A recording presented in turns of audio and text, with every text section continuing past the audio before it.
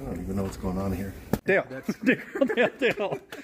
Let's make a video on this, because just like you, a lot of people might not know what's going on here.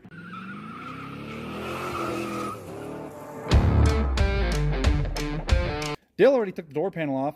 We'll show you how to put it back on, so when you go to remove yours, it'll just be the opposite of that. The whole reason we're doing this is this window here is stuck in the down position. Obvious reasons, that's not gonna work for us, so we gotta fix it. We thought it might be a switch. We already tried ordering a new switch like a bunch of amateurs. Didn't fix the problem, same problem. Rolls down, not up.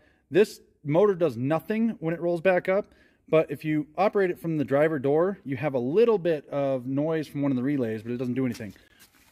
This little guy right in here though, that's the window motor, and it attaches to the regulator. So we just bought a whole new unit because it's super cheap to buy the whole thing and not have to mess with it. We're going to replace on that. This is a lot of just working in here, so we're just going to talk about what we're doing and then show you when we get the part out. Tim's going to remove this panel insulation. All this is it's just glued to the door. So you can put it back on if you want, but it's really not that big of a deal on an old Jeep like this. Probably just tear it out and be done with it. Wouldn't have had to rip all this apart if we took the speaker out, but again, I don't care about this. So speaker's just a couple of Phillips head screws. That'll come out. It has to come out because even me with little tiny hands needs a second hole to work with. So I have both sides I can go in and get the window regulator out. Good opportunity to upgrade to your JBLs. Yep. Speaker comes out, just a little clip in here. Just pop that guy out of there. And now you got some room to work. Little magnet on the back of those. And fun fact about speakers, bigger the magnet, the better the speaker.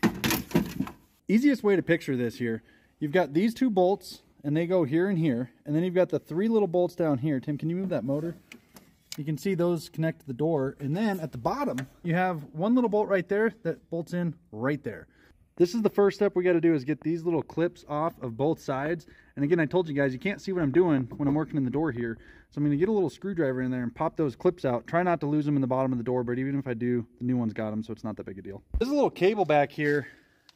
And that's how this thing works, is it just all runs a cable up and down through the motor.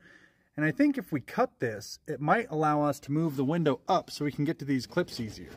Went ahead and cut the cable, and well, cutting that side did nothing.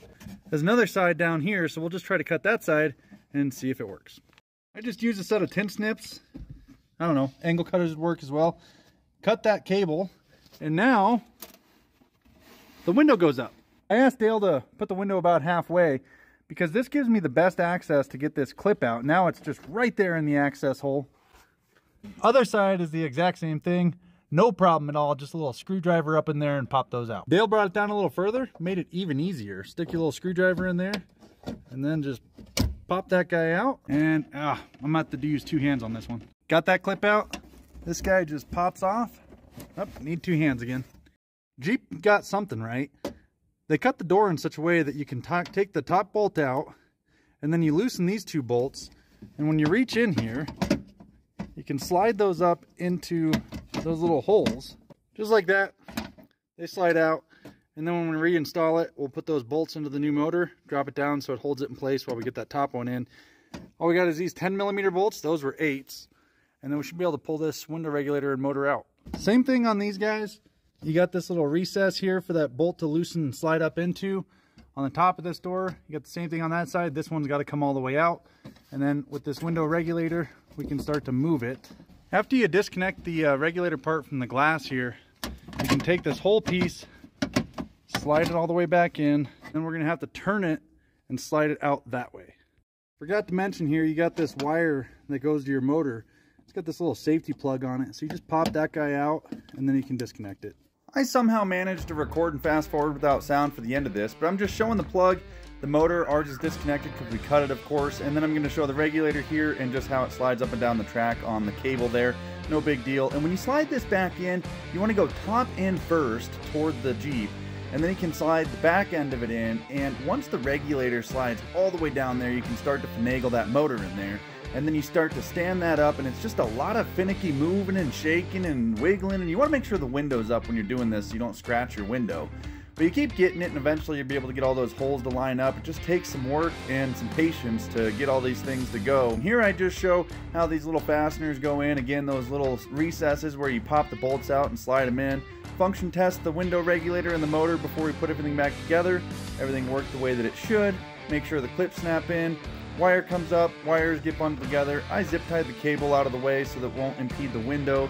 And then here's how you put your door panel back on. You got some clips here, and those just pop in, but you want to start from the top here, and then drop the door panel down before you put those clips in. Make sure that your little weather stripping up top is sitting flush on top of the door before you finish your install. Then just pound those clips in, and the last step is one screw in the door, one Torx bit in the handle, and that's it. Function test, job well done. We have a couple of options. Okay, as usual.